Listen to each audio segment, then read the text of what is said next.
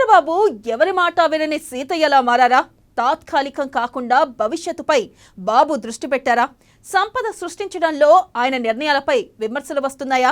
పోలవరం, అమరావతి నిర్మాణంలో ఆయన సొంత నిర్ణయాలు అమలు చేస్తున్నారా? టీడీపీ బాస్ ఫ్యూచర్ ప్లాన్ ని ఏపీ జనాలు ఎందుకు అర్థం చేసుకోవడం లేదు? ఆయనపై ఎందుకు అసంతృప్తిగా ఉన్నారు?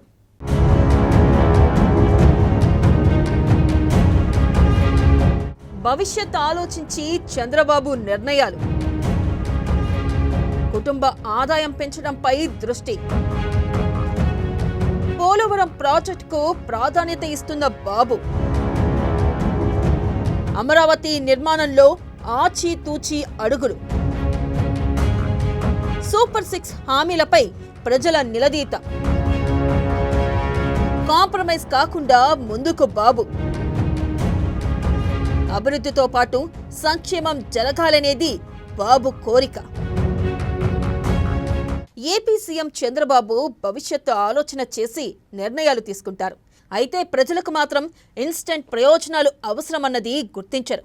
కుటుంబ ఆదాయాన్ని క్రమంగా పెంచుకుంటూ వెళితే వారిలో కొనుగోలు శక్తి పెరుగుతుందని, తద్వారా కుటుంబాలు ఆర్థికంగా నిలదొక్కుంటాయని చంద్రబాబు ఆలోచన. కానీ ప్రజలు అందుకు సుముఖంగా ఉండరు. ముఖ్యంగా పేద, దిగువ మధ్యతరగతి ప్రజలు ఎక్కువ మంది పండుగలు, పబ్బాలు వచ్చినప్పుడు మాత్రం చేతిలో డబ్బులు లేక గత ప్రభుత్వంతో పోల్చుకొని తమ పరిస్థితి ఇలా కావడానికి కారణం కూటమి ప్రభుత్వం అని నమ్ముతారు. అసంతృప్తిని సహజంగానే వెళ్లగక్కుతారు.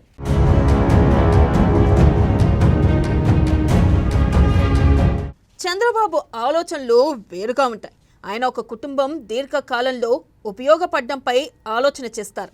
అందుకే పోలవరం ప్రాజెక్టుకు ప్రాధాన్యత ఇస్తున్నారు. పోలవరం ప్రాజెక్టు పూర్తయితే రైతులకు సాగునీటికి ఇబ్బంది ఉండదు.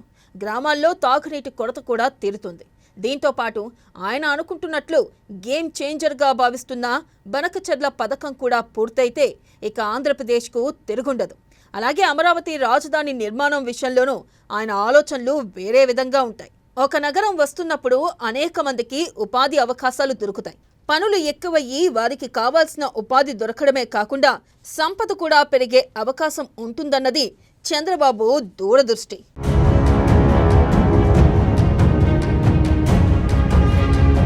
కానీ సూపర్ 6 హామీలను అమలు చేయడం లేదని, తమకు ఎప్పుడు నగదు ఇస్తారోనని ప్రశ్నించడం కొందరి ప్రజలకు రివాజుగా మారింది. అయితే చంద్రబాబు రాష్ట్రాన్ని రానున్న 25 సంవత్సరాల్లో ఎలా ముందుకు తీసుకువెళ్లాలన్న దానిపై ఆయన అధ్యయనం చేస్తారు. అందుకు తగినట్లుగా ప్రణాళికను రూపొందించుకుంటారు. అందులో చంద్రబాబు ఎలాంటి ఒత్తిళ్లకు లొంగరు. తాను అనుకున్నది మాత్రమే చేస్తారు. కాంప్రమైజ్ అనేది కారు. ఎందుకంటే తాను కూడా అప్పులు చేసి పథకాలను గ్రాంట్ చేయవచ్చు. కానీ ఈ పథకాల ద్వారా వచ్చిన డబ్బులను తాగి తగలేస్తారు తప్పించి వారి కుటుంబాలు బాగుపడవన్నది చంద్రబాబు విధానం కావడంతో మొదట్లో కొన్ని ఇబ్బందులు ఎదురుకాక తప్పదంటారు.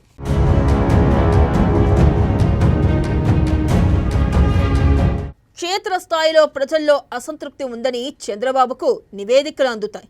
ఆ విషయం ఆయనకు తెలియంది కాదు.